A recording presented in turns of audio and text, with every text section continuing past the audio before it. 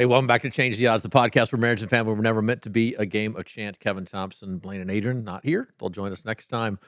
Today, we want to talk about something that, from a psychological standpoint, has this really big word, but in a practical sense, I bet you it's something you see in your relationship and in your family almost on a weekly basis, and you probably don't even know that it's present. Not only that, there are times in which it's going to feel extremely natural, but in reality, it's very damaging. Hey, before we jump in, don't forget, all this is run by the algorithm, and it's a privilege whenever I'm out. I hear somebody say, I literally was just in the parking lot, and somebody said how meaningful this podcast has been to them, but other people can't see it unless the algorithm feeds it to them. So don't forget, like and subscribe, whatever you're watching, Apple, Spotify, watching on YouTube, share it as best as you possibly can. Make sure you're a member of the Change the Odds newsletter so you can get all the updates of what's going on so we don't miss an episode. But let me give you the big word of what we're going to talk about today, and then we'll get into the specifics, and you can see how it actually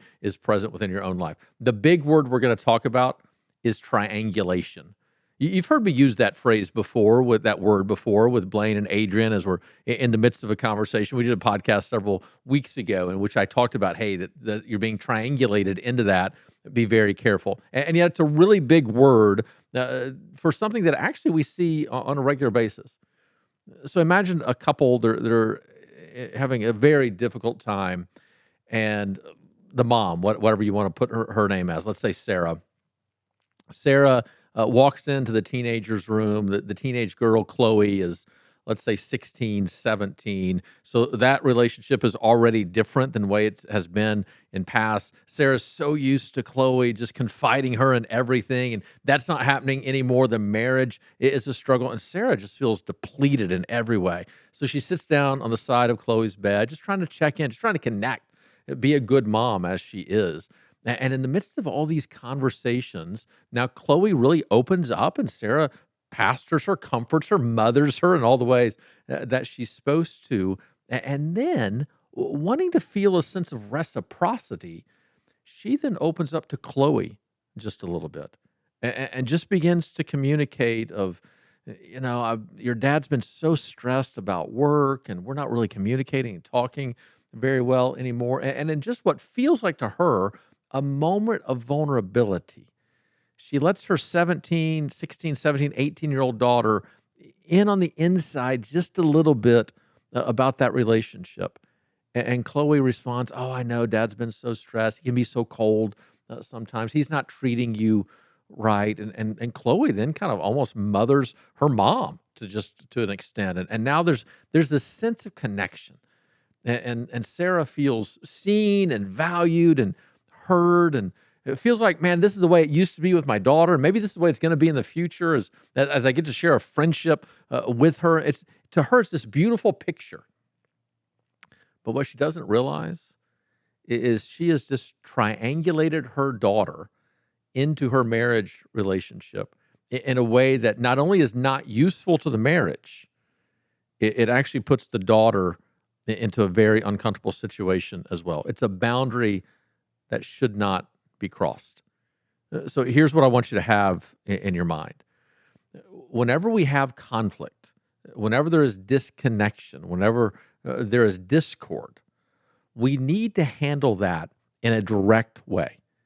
So if my conflict is with Jenny, I need to deal with that with Jenny. If my conflict is with my boss at work, with a coworker, with a friend, the way to attack that, imagine if I have conflict with you, the healthy way to go about that is directly. Now, I might need some insight from others, possibly, to figure out how to handle it best with you. But in the end, the way that it's handled is me to you, you to me. It's a direct communication. Whenever we triangulate, instead of going directly, we step to the side. So healthy couples, healthy individuals, healthy families handle conflict directly. They go directly to the person with whom the conflict is held. Unhealthy individuals, couples, or families do not go direct.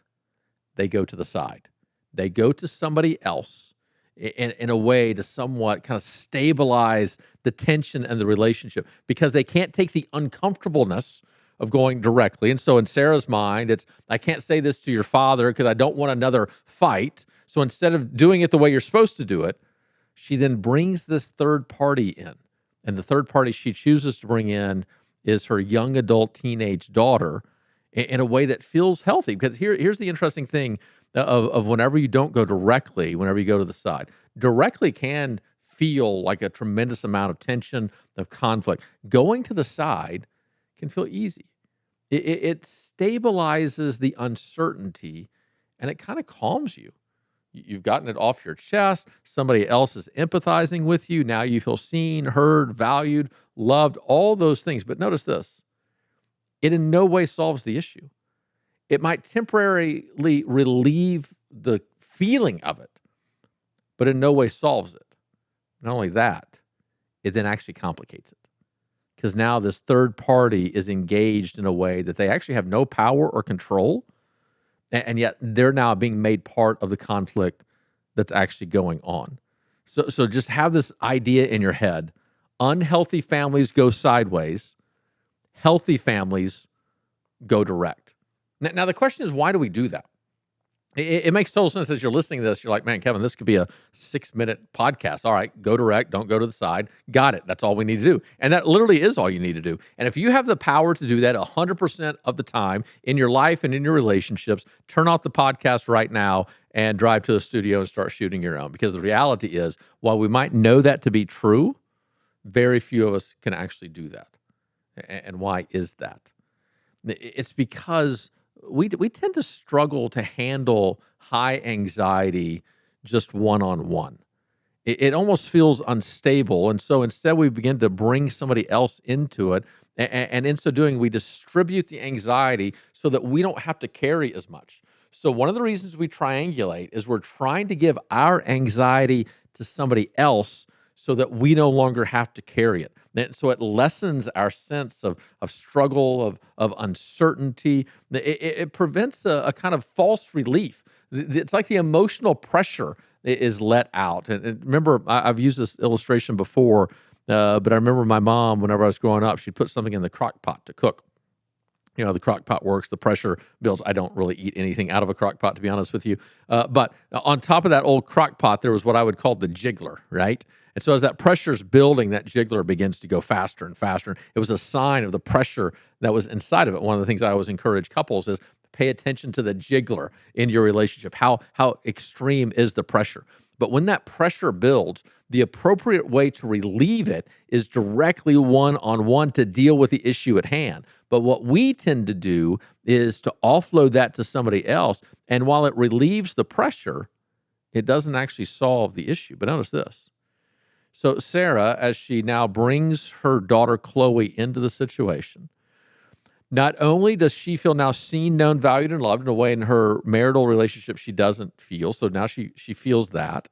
Then beyond that, she's being empathized with to where somebody else now is taking her side, so she doesn't feel like she's crazy, and so it's lowering the emotional pressure within her own life.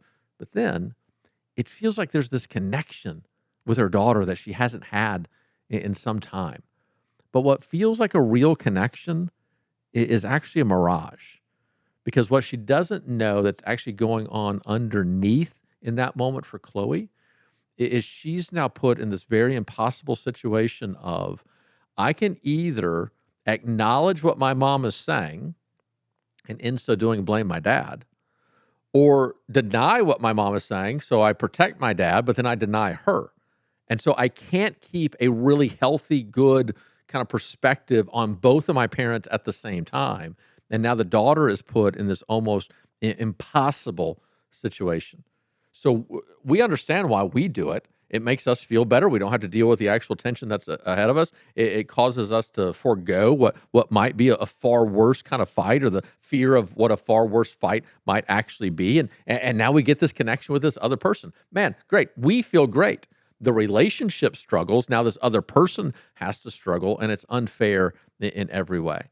So let's look at some of the places that we tend to triangulate and so that we can maybe stop doing that in our lives and go about dealing with conflict in a more healthy way. The first way that we tend to triangulate is the exact way that I just described in the opening story, in that we use our children as an emotional buffer instead of dealing with our marriage. So rather than creating a healthy relationship with our spouse or properly processing individually the grief that that relationship isn't where it needs to be, instead of confronting the conflict that is before us, we go to a third party. And that third party is always dangerous, but it is especially dangerous when that third party is our child. And I think everybody listening would understand. There's no way that when my kids were little, I should have ever said anything bad about Jenny to them to get them on my side. I think we all get that. But here's where I think we don't understand the fullness of where this goes. The reason that shouldn't happen is not just because our child at that point is 6 and doesn't have the emotional maturity to handle it. It's because that child now is in a position in which they should never be put in having to choose between their parents. And so whether that child is 6 or 16 or 46, it's always unfair as a parent to try to triangulate the child, young, adolescent, adult child, whatever, into our relationship, because they have to relate to both their mom and their dad. And it's totally unfair to try to force them or even invite them to choose in some way. And while we are offloading our anxiety, notice, not only does that cause them to have that anxiety, it actually multiplies their anxiety. So there's an action step later in this episode, but we'll talk about it right now. You need to make an intentional choice that I'm going to set an emotional boundary around our children. We are going to set emotional boundaries around our children, and we're going to make sure not to bring them into the conflict that actually exists between husband and wife. Now, I'm not saying you can't disagree around your children. Healthy disagreement, a healthy processing of all those kind of things is good, and different families kind of have different perspectives on this. But what this means is you're not going to bypass direct conflict. Notice the difference. There's a difference between Jenny and I hashing out something in the presence of our children. Now, we shouldn't do that if we can't keep our cool and our calm and process it properly. But if we can do that, it's actually very healthy for our kids to look on and to see what's taking place. But there's a big difference between Jenny and I directly dealing with conflict in the presence of our children versus us choosing individually to go to our child and invite them into that conflict without the other parent being present or making them choose and to make a decision in some way. And so one way that parents, specifically married couples, tend to triangulate is we use our children as an emotional buffer. We're looking to get from them what we should actually be getting from our spouse. And so if I feel unseen, unheard, unvalued, unloved, time, think about this. If my spouse is working all the time, and so I don't have that emotional connection with them, when I go to my child and try to get that specific element from my child that I'm actually supposed to be getting from my spouse, that's a triangulating kind of event. But there's another way we tend to do that with children that maybe we often don't think about. Sometimes a husband and wife can have such conflict between them that they don't feel united very often.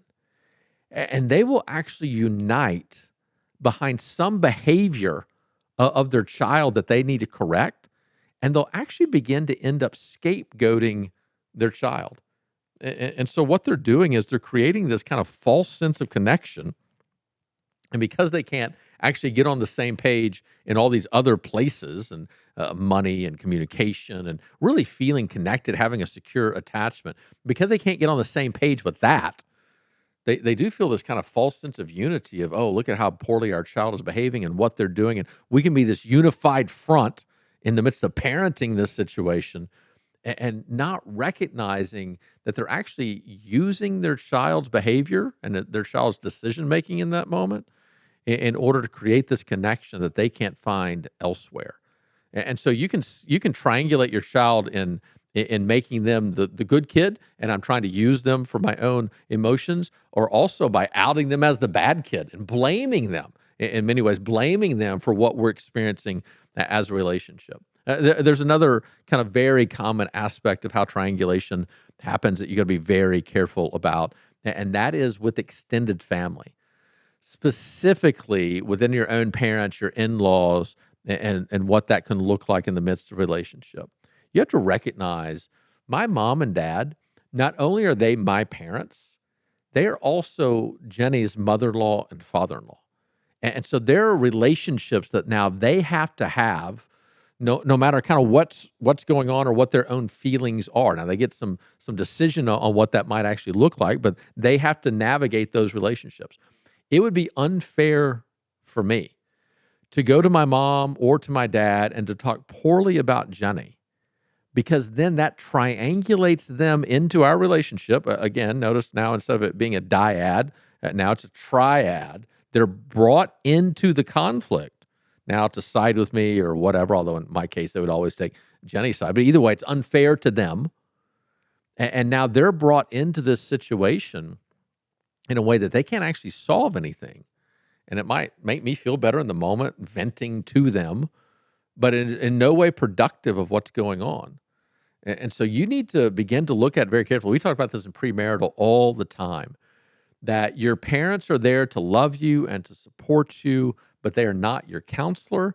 They are not there to give insight into how you should treat your spouse specifically. That if you as a couple want to come to them and ask for some advice on a situation, on maybe a financial move that you're about to make, some job decisions, if you want together to come in, that's totally legitimate. And now they're dealing with you as a couple and they're giving their insight. Now they need to be very careful. It's a great time to plug Stay in Your Lane. I didn't mean to write the book in this kind of concept, but this is where the greatest application of Stay in Your Lane has actually come in, where parents have to learn that, hey, I can only give my opinion if asked. And even when asked, I can only give my opinion in a certain lane, in a certain way, to recognize I'm no longer in authority of what's going on.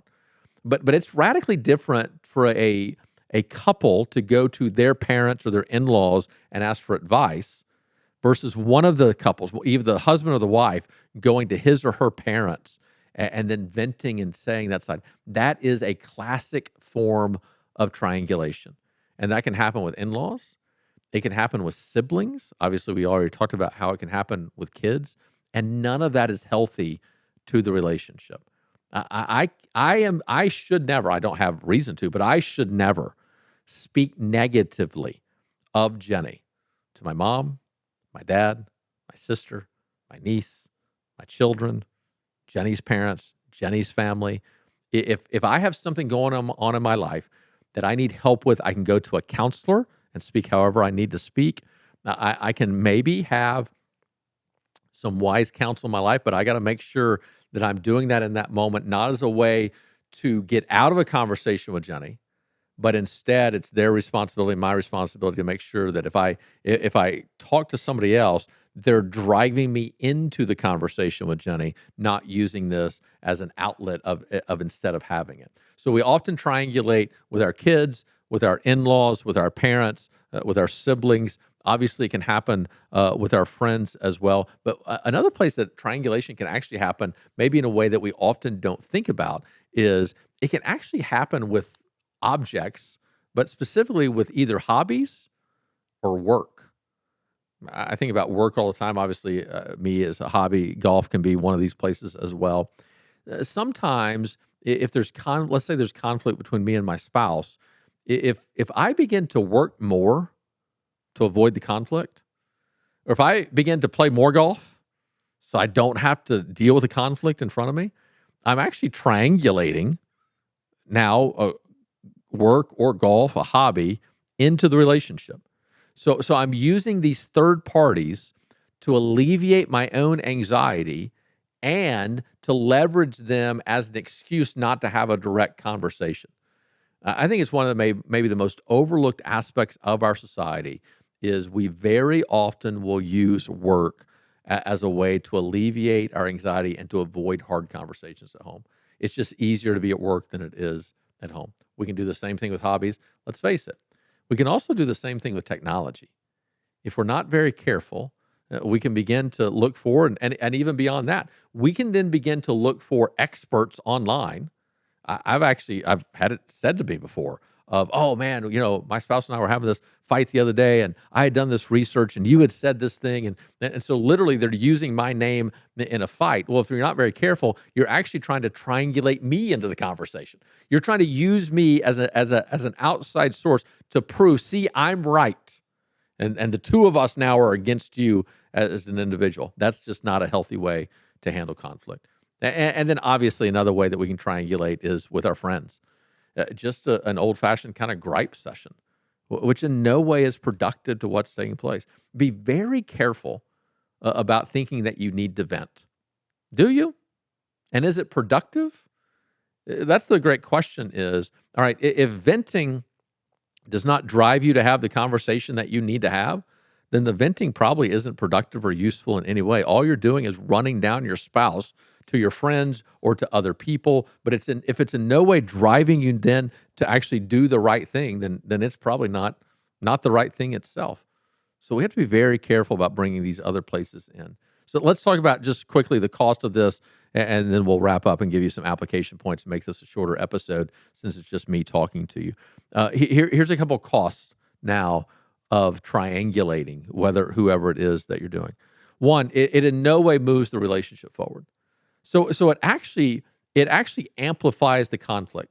So if Jenny and I are having a disagreement, and instead of dealing with that disagreement, I go and triangulate Ella and Silas into the conversation, it in no way makes the conflict go better. It doesn't cause any resolution, and it actually amplifies it because now Ella and Silas are aware of it as well. So not only does it worsen the disagreement, then it burdens whoever you're triangulating. So the anxiety you're taking off of yourself is now going to somebody else, but it doesn't just stay the same. It actually multiplies within them, making it extremely unfair to them as well. And then a third thing that triangulation does is it creates divisions. Well, now it's us against them. And so if I try to triangulate somebody and they won't take my side, then I feel like they're on the other person's side. So now it's me against them. So it actually multiplies the divisions, creating these factions of what is taking place. And many homes now are a multitude of triangles. And so on this issue, we've involved the children, and the child's on my side, and it's us against you. On another issue, the child's taking your side, and it's y'all against me. And it's this whole series of triangles in which nobody is actually directly dealing with the conflict. So the question is, what do we do? Well, the first thing I want you to recognize is to draw a strong, I've already talked about this, draw a strong emotional boundary around your children and to say, we will not triangulate them into our disagreements. We're just not going to do it. It's unfair to them. It's not productive for us. Yes, we want them to learn and to grow, but I don't care how old my kids get, I'm just never going to call them up and talk about what their mom is doing wrong, and Jenny's not going to call them up and talk about what I'm doing wrong. Jenny would have plenty of material on me, but the place to talk about that is not with any of our children. So we're just going to draw boundaries around them and make sure that we remind ourselves of the role that we play in our lives. Yes, friendship is a beautiful thing that can happen between parents and adult children, but make no mistake about it. There is never a day in your life in which you will take off your parent hat to your kids. You will always have an authoritative role in their life. I don't mean that means you get to tell them what to do. I'm not saying that. What I'm saying is the position you play in their life carries such a weight. You have to use that properly. And you cannot just assume, hey, they can just be another friend that's going to come alongside of us. That is not our role with them. We have a different role to play, and only we're the only ones that can be their parent. We have to make sure that we play that role. So draw an emotional boundary around your kids. Two, I would do this. Recognize the temptation to vent, and then be very careful with it. For some reason, culture has created this idea that we have to vent, that if we don't vent, we will eventually explode. That just simply isn't true. You don't have to vent. You might need to seek some wise counsel on some situations. You don't need to vent. Here's why we tend to vent. We tend to vent because we actually don't know how to self-soothe. We don't know how to calm our own emotions, how to breathe properly, put things in its proper context, how to think rationally about all the circumstances that are going on, and to regulate our own emotions. And because we don't know how to do that, we depend upon these other people and we vent to get them on our side, to have them see our pain, and then that actually calms us. And there's nothing wrong with being calmed. We just need to sometimes learn how to do that ourselves and to recognize we don't have to vent to somebody else. Um, Another recommendation I would have on this triangulation is we have to make sure that we don't get triangulated ourselves. So a statement I would grow very healthy with and very comfortable with if I'm you is this, whether it be at work or with other people. You'll use this with your kids as well, with your spouse. Is just simply ask this question: Hey, is this a conversation we should be having, or should you be having this with whoever the conflict is with? And you're showing right then, hey, here's the proper way to handle this. It's directly, not indirectly. And if you can get used to saying that on a regular basis and recognizing I'm not going to be brought into this in a way that I shouldn't be brought into it, the better you pick up that skill, the more adept you will be on not making sure that you're triangulating other people into your own relationships. So we all need to begin to recognize this is a great thing around a workplace, by the way, where triangulation happens all the time. I'm unhappy with my boss. Instead of going to my boss, I go to somebody else and go, can you believe what this person is doing to me? They go, oh, I know. I can't believe that's happening. I've triangulated them into the conversation. Whereas what needs to happen in that moment is as I go to the third party, what they should say is, all right, are you going to go tell your boss or do you want me to go with you? So not having this conversation is not an opportunity. Either you're having it alone or I'm going to go with you and you're going to have it. But we have to deal with this head on. As you begin to not allow yourself to be triangulated, you'll be better at making sure you don't do that with others. And then finally, just have this picture in your head. I'm going to close the side doors. From now on, I'm going direct. Whatever it looks like, I'm going to pause, say, who is this conflict actually about? And what is the most healthy way to go and have this conversation in a direct manner rather than trying to bring other people into what's going on?